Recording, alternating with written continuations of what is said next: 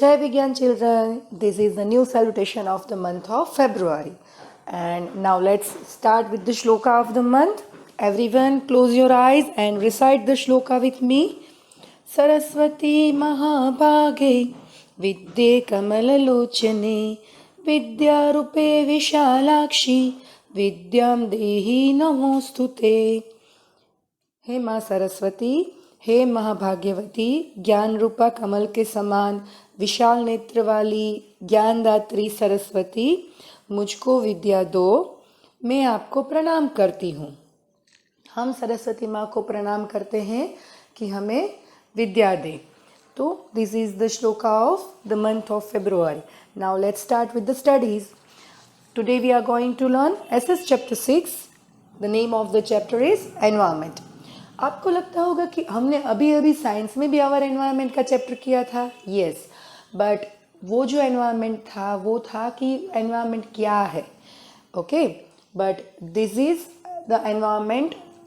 उसमें हम सीखेंगे the importance of environment and pollutions of environment. Okay, so let's start with that. First of all, importance of environment. A healthy environment is very important for the existence of all living beings on the earth. Healthy environment जो है वो सारे ही living beings के existence यानी कि अस्तित्व के लिए बहुत ज़रूरी है अर्थ पर। क्योंकि अगर environment खराब है तो we will have trouble in breathing. Okay, हमें ब्रीदिंग में प्रॉब्लम होती है। अगर क्लीन एनवायरनमेंट नहीं है, हेल्दी एनवायरनमेंट नहीं है, तो it makes us trouble in breathing. तो हेल्दी एनवायरनमेंट बहुत ज़रूरी है। And environment consist of 3 elements, air, water and soil. Environment जो है वो 3 एलिमेंट्स यानी कि 3 तत्वों से बना हुआ है। वो है हवा, पानी और ज़मीन, यानी कि air, water and soil. Both living and non living elements make our environment. दोनों चीज़ें मिलकर एनवायरनमेंट बनाती है। लिविंग चीज़ें भी इंक्लूड है इसमें, नॉन लिविंग चीज़ें भी इंक्लूड है। कैसे? हम ह्यूमन बींग्स है, वो भी एनवायरनमेंट का पार्ट है। प्लांट्स है, वो लिविंग है, वो भी एनवायरनमेंट का पार्ट है। ये सारी चीज़ें, सॉइल है, माउंटेन्स है, रॉक्स है, एयर है, वाटर है, ये सारी चीज़ें मिलकर एनवायरनमेंट बनाती है। The air we breathe in, the water we drink and the place where we live form our environment. जो एयर, जो हवा हम सांस लेते हैं, जो पानी हम पीते हैं, जो जगह हम रहते हैं, ये सारी चीज़ें मिलकर हमारा एनवायरनमेंट बनाती है। Different kinds of pollution affect our environment. Negligent human activities also have negative impact on our environment.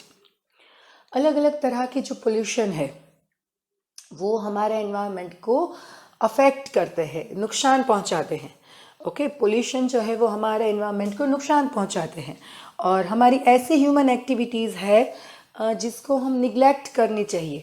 ऐसी एक्टिविटीज़ जो है वो भी हमारे एनवायरनमेंट को नेगेटिव इम्पैक्ट देती है, यानी कि उसको बुरा बनाती है, उसको नुकसान ही पहुंचाती है। In all, it is very important to protect plant and animals. हमारे प्लांट्स और एनिमल्स को प्रोटेक्ट करना बहुत ज़रूरी है।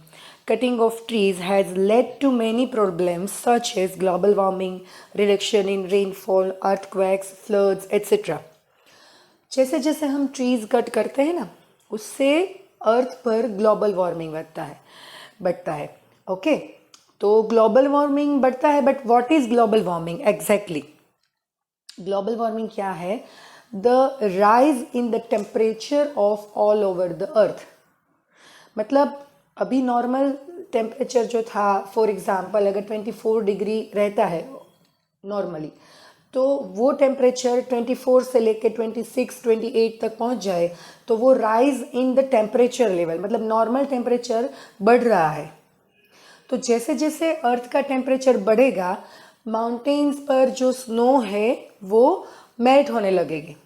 मेल्ट होने की वजह से स्नो में से पानी बनेगा, है ना, बर्फ में से पानी बनता है मेल्ट होके। वो पानी कहाँ जाता है? सी में, रिवर्स में, सब जगह।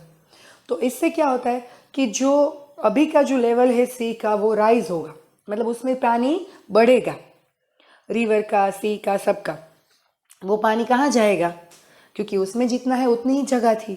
अब ज़्यादा पानी जितना आता जाएगा वो पानी, तो फिर वो क्या करेंगे कि शोर की जो सरफेस है उसको ज़्यादा न ज़्यादा कवर करते जाएंगे, मतलब कि किनारे की ज़मीन है वहाँ पे फैलता जाएगा पानी, धीरे धीरे धीरे धीरे सिटी के करीब आ जाएगा, है ना।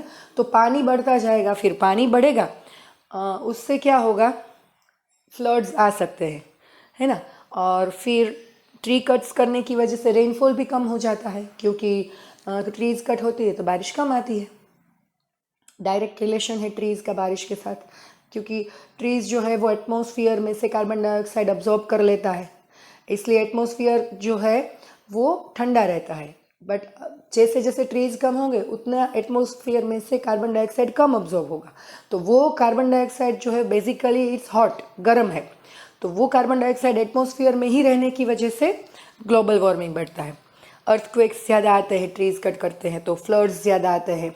सो these are all the reasons कि अगर हम ट्रीज़ कट करते हैं, हमें नहीं पता है कि इतनी सारी मुश्किलों का सामना करना पड़ता है हमें। The natural habitats of animal are getting destroyed due to pollution.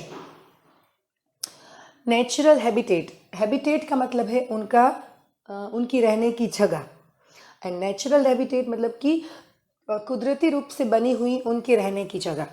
हमारा हैबिटेट क्या होता है, हमारा हाउस, बट वो हम बनाते हैं, इट्स आर्टिफिशियल। बट एनिमल्स तो अपना हाउस बनाते नहीं है, वो तो नेचुरली जो जगह होती है, केव्स है, फॉरेस्ट है, कुछ कुछ एनिमल्स होते हैं तो वो ट्री के कोई पार्ट होता है, छोटा सा हॉल होता है तो वहाँ रहते हैं, ट्री के ऊपर रहते हैं, ट्री के नीचे रहते हैं। तो इस तरह से एनिमल के नेचुरल हैबिटेट्स होते हैं वो डिस्ट्रॉय हो जाते हैं अगर हम उस ट्री को ही कट कर दे तो। Our environment is getting polluted due to pollution. हमारा पूरा जो एनवायरमेंट है वो पोल्यूशन की वजह से पोल्यूटेड हो रहा है। Now pollution, pollution makes the air, water, land and soil impure as it adds harmful substances to them. Pollution क्या करता है, एयर, वाटर, लैंड, सॉइल, ये सारी चीज़ों को इम्प्योर करता है, अशुद्ध करता है। ओके, इम्प्योर का मतलब है अशुद्ध, क्योंकि वो पोल्यूशन जो है वो इन सारी चीज़ों में हार्मफुल सब्सटेंस डालता है। ओके, हार्मफुल मतलब नुकसान, जो चीज़ें नुकसान करती है ऐसी चीज़ों को इन सब में मिक्स करता है, उस चीज़ को ही पोल्यूशन कहते हैं। There are 4 types of pollution, air pollution, water pollution, soil pollution and noise pollution. These are discussed as follows. अब इनके बारे में थोड़ा डिटेल में जानते हैं। First one is air pollution. Addition of harmful gases and smoke in the air from vehicles, factories, firecrackers, etc. is called air pollution. जो air है उसमें अगर हम हार्मफुल सब्सटेंस को ऐड करें, जो ऐसी चीज़ें हैं हमें नुकसान करती हैं उसको अगर एयर में हम मिक्स करें तो उससे एयर पोल्यूशन होता है।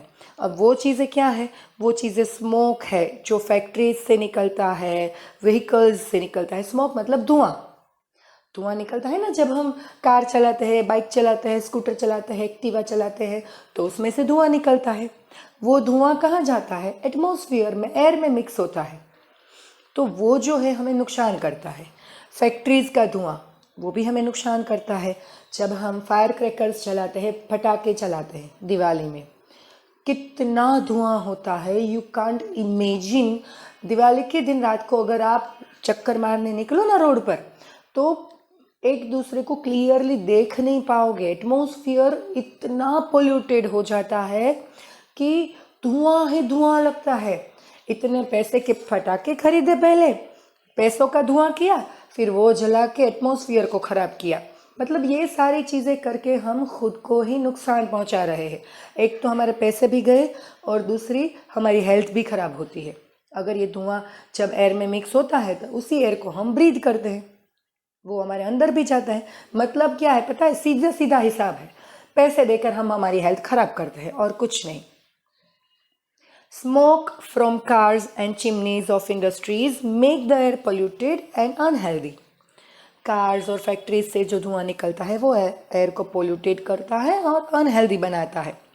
The gases released by vehicle mix with the air and cause problems such as cough, skin allergies, asthma. जो भी गैस जो है, जो भी धुआं जो है, ये सारा पोल्यूटेड जहाँ निकलता है व्हीकल्स से, फैक्ट्रीज से, सब जगह से वो एयर में मिक्स होता है और वो हमारे बॉडी में प्रॉब्लम्स क्रिएट करता है। जैसे हमें कफ हो जाता है, सर्दी हो जाती है, स्किन की एलर्जी हो जाती है, asthma it's disease of breathing problem, सांस लेने में तकलीफ हो रही हो, ऐसा एक बीमारी है, उसको हम अस्थमा कहते हैं। तो ये भी एयर पोल्यूशन की वजह से ही होता है। तो ये सारी चीज़ें air pollution. This is the picture. किस तरह से देखो फैक्ट्रीज से धुआं निकलता है, वो भी एटमॉस्फेयर में जाता है, व्हीकल्स का धुआं भी एटमॉस्फेयर में जाता है। और ये आपके फेवरेट फायर क्रैकर्स, जिसको जला के आप एटमॉस्फेयर की बैंड बजा देते हो। ना water pollution. Water pollution is the result of throwing waste products of factories and houses in the rivers and lakes. Water pollution जो है वो जो हमारे फैक्ट्रीज, हाउसेज से जो लिक्विड वेस्ट निकलता है, लिक्विड वेस्ट यानी कि प्रवाही रूप में जो हम कचरा निकालते हैं, तो उसको डायरेक्टली हम क्लीन किए बगैर रिवर्स में या लेक्स में डाल देते हैं, उससे वाटर पोल्यूशन होता है। यानी कि पॉल्यूटेड वाटर जो है उसको हम रिवर और लेक के क्लीन वाटर में ऐड कर देते हैं, तो सारा वाटर क्या हो जाता है? Polluted. People bath, wash clothes, animals and utensils in rivers. लोग क्या करते हैं, एक गांव है, वहाँ पे एक रिवर जा रही है, ओके, उसमें लोग भी नहाने के लिए वहाँ जाते हैं, अपने एनिमल्स को भी उसमें बैठ करवाते हैं, नहलाते हैं, फिर कपड़े भी वहीं धोने जाते हैं, बर्तन भी वहीं करने जाते हैं और वही पानी पीने के लिए घर पे लेके आते हैं। सोचो, सेम वाटर, उसको हमने कितना गंदा किया पहले, फिर उसी को हमने पीने के यूज़ में लिया। Is it okay? क्या आपको लगता है ऐसा करना चाहिए? नहीं करना चाहिए। अगर हम वो पानी पीते हैं तो फिर उसको क्लीन रखने के एफर्ट्स करने चाहिए, उसमें नहीं। अगर उसको हम पीना है, मतलब पीने के लिए रखना है, तो उसमें से पानी भर के घर लाना है, वहाँ उससे नहाना है, उससे काम करना है, या फिर जिस पानी को पीना है उसको एटलीस्ट क्लीन करके स्टोर कर दे रहा है। So we should do efforts, some efforts, कि हमें थोड़ा सा तो माइंड अप्लाई करना है कि जिस पानी को पीते हैं उसको गंदा नहीं करना चाहिए। This pollutes the water and leads to many diseases like cholera, jaundice and skin problems. अब polluted water जो पीते हैं उससे क्या क्या बीमारियां होती हैं? एक तो कोलेरा होता है। कोलेरा का मतलब है बहुत ही ज़्यादा वॉमिटिंग एंड डायरिया हो जाना, ओके, तो वो जो है उसको कोलेरा कहते हैं। जॉन्डिस हो जाता है, यानी कि लीवर में स्वेलिंग आ जाती है, सूजन, तो उसको जॉन्डिस कहते हैं। एंड स्किन प्रॉब्लम्स तो हर एक पोल्यूशन की वजह से होते हैं। Polluted water also harms aquatic plants and animals. इतना ही नहीं, सिर्फ हमको ही नहीं, जो एक्वेटिक प्लांट्स एंड एनिमल्स है, यानी कि अंडर वाटर जो प्लांट्स उगते हैं, अंदर एनिमल्स है पानी के अंदर, उन सबको जो है पोल्यूटेड वाटर बहुत ज़्यादा अफेक्ट करता है, नुकसान पहुंचाता है। ये है, देखो कितनी अच्छी जगह है, उस जगह को इतना सोचे बगैर कि इतनी अच्छी जगह को हमें पोल्यूट नहीं करना चाहिए। देखो कि हमारे जैसे ही कितने लोगों ने उसमें कचरा डाला है ना। हम लोग ये सोचते हैं हमारे एक के डालने से क्या होगा, सब डालते हैं, नहीं, यही सोच गलत है हमारी। हम स्टार्ट करेंगे तो दूसरों को बोल सकते हैं, दूसरों को बोलेंगे वो, दूसरों को बोलेंगे वो, इसी तरह से ये सारी चीज़ें स्टॉप होगी। अदरवाइज तो ये सारी चीज़ें बढ़ती ही जाएगी day to day. So initiative किसी को लेना पड़ेगा, स्टार्ट किसी को करना पड़ेगा, उसके बाद ही सब लोग फॉलो करेंगे। ये भी है, देखो फैक्ट्री से जो वेस्ट निकल रहा है, घर से जो वेस्ट है, यानी कि हमारे जिसको बोलते हैं ना, जो पानी हमारे ड्रेनेज में जाता है, गटर में जाता है, हम जिसको यूज़ कर लेते हैं, वो सारा पानी अच्छी सी प्योर रिवर में हम फेंक देते हैं ताकि वो भी गंदी हो जाए। Now, soil pollution. Soil pollution is caused when harmful substances enter the soil because of thrown away waste on roads, parks and in other public places. Soil pollution कैसे होता है? तो जब भी हम कोई भी हार्मफुल सब्सटेंस है उसको सॉइल पर फेंक देते हैं, ऐसे ही कोई भी जगह पर, रोड पर, पार्क्स में या कोई भी पब्लिक प्लेस में, तो वो जो चीज़ें हैं वो सॉइल पोल्यूशन फैलाते हैं। Soil gets polluted in various ways.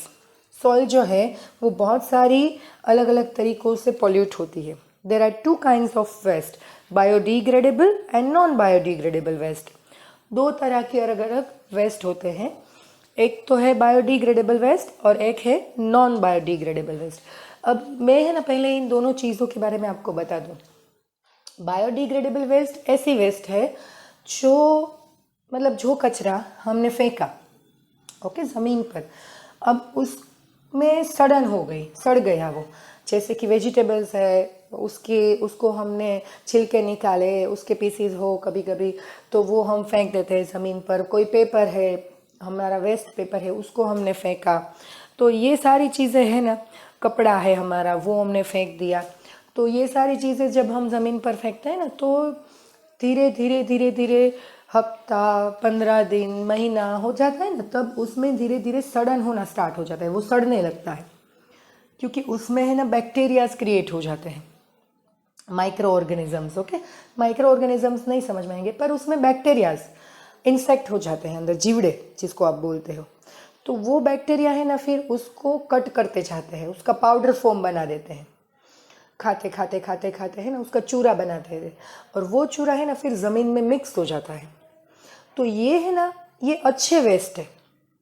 ये जब ज़मीन में मिक्स हो जाता है ना तो ज़मीन को वो अच्छा बनाते हैं. तो ये सारे वेस्ट है ना वो ज़मीन के लिए अच्छे हैं, तो उसको हम बायोडिग्रेडेबल वेस्ट बोलते हैं. और दूसरी तरफ है नॉन बायोडिग्रेडेबल वेस्ट. कुछ वेस्ट ऐसे हैं जैसे कि प्लास्टिक है, ग्लास है, कांच, ये सारी चीज़ें जब हम ज़मीन पर फेंकते हैं तो उसमें न सड़न होती है, ना ही उसमें बैक्टीरिया क्रिएट होते हैं और ना ही उसका पाउडर फॉर्म बनता है. ओके, न सड़न होती है, ना उसमें बैक्टीरियाज बनते हैं, ना उसका पाउडर फॉर्म बनता है. वो वेस्ट जो है वो हज़ारों सालों तक ऐसे का ऐसा ही रहता है, प्लास्टिक और कांच. ओके, तो उसको हम नॉन बायोडिग्रेडेबल वेस्ट बोलते हैं. ये वेस्ट जो है नॉन बायोडिग्रेडेबल वो ज़मीन के लिए हार्मफुल है क्योंकि वो जहाँ पे पड़ा है वो वैसे का वैसा ही पड़ा रहेगा, है ना. कांच है, टूटेगा, किसी को लगेगा. प्लास्टिक है तो एनिमल्स है उसको खाएंगे. तो ये है बहुत हार्मफुल है हमारी सॉइल के लिए.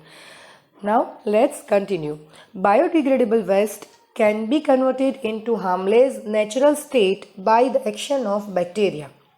These waste are food, paper and manure. Manure यानी कि animal waste. एनिमल का जो वेस्ट होता है, निकलता है पोटी, वो. तो ये सारी चीज़ें हैं ना वो सड़ के ज़मीन में मिक्स हो जाती है, वो तो ज़मीन को अच्छा करती है. Non-biodegradable waste causes harm to the environment as it cannot be broken down into harmless substances. मैंने बोला ना कि नॉन बायोडिग्रेडेबल वेस्ट है ना वो कभी भी हार्मलेस सब्सटेंस में कन्वर्ट नहीं होता. ना उसमें बैक्टीरिया होते हैं, ना उसका पाउडर फॉर्म बनता है, ना वो ज़मीन में मिक्स होता है. Plastic and glass are non biodegradable waste. Now next, ये जो है ये पॉल्यूशन है. आप देख सकते हो कि जितना वेस्ट है उसमें से 80%, मोर देन 80% प्लास्टिक वेस्ट है. तो ये चीज़ें ज़मीन को नुकसान पहुंचाती है.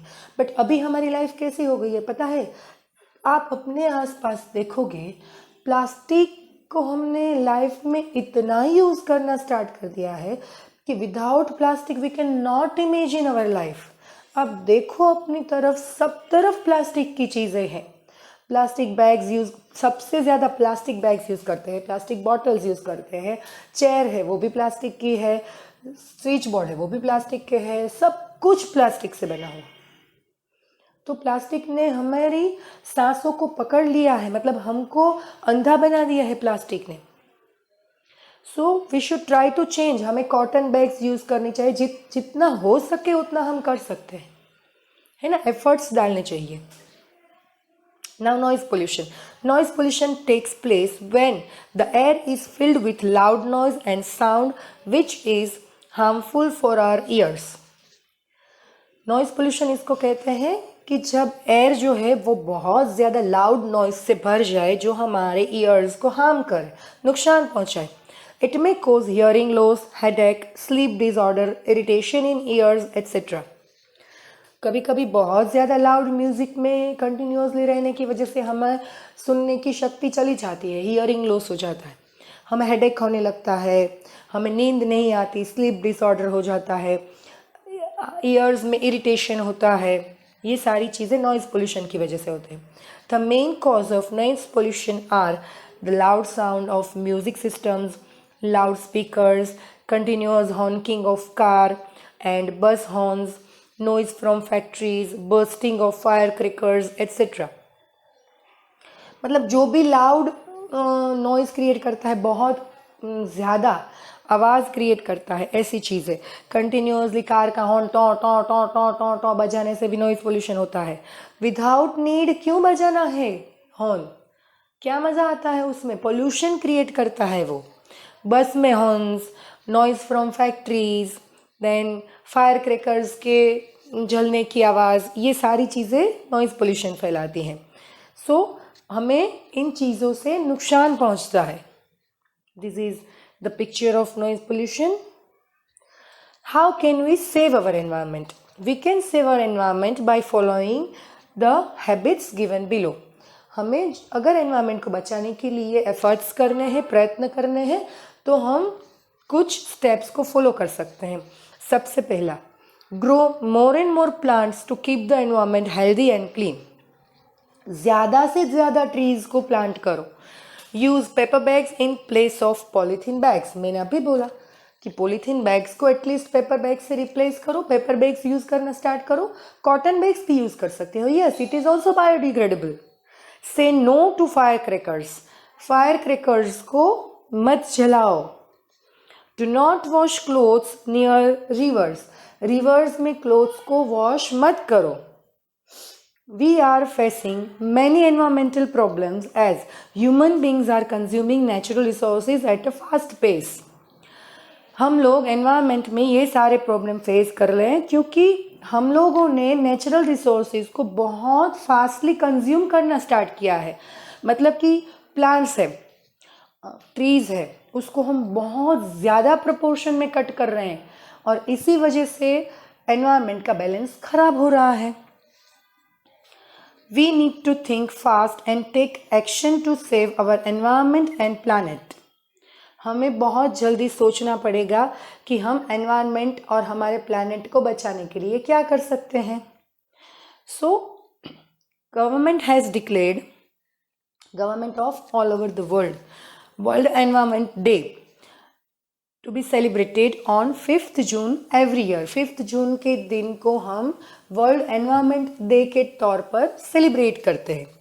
ओके, सो बच्चों please try to follow the ways by which we can overcome this pollution। मतलब ऐसे रास्ते अपनाओ, ऐसी थॉट्स अपनाओ जिससे कि हम पोल्यूशन को कम कर सके, उसको बढ़ने से रोक सके। ओके, ये हम सबकी रिस्पॉन्सिबिलिटी है। So here we end up with the chapter. Again कल मिलेंगे ऑनलाइन क्लास में। तब तक stay home, stay safe, good bye and have a nice day ahead kids. Bye bye.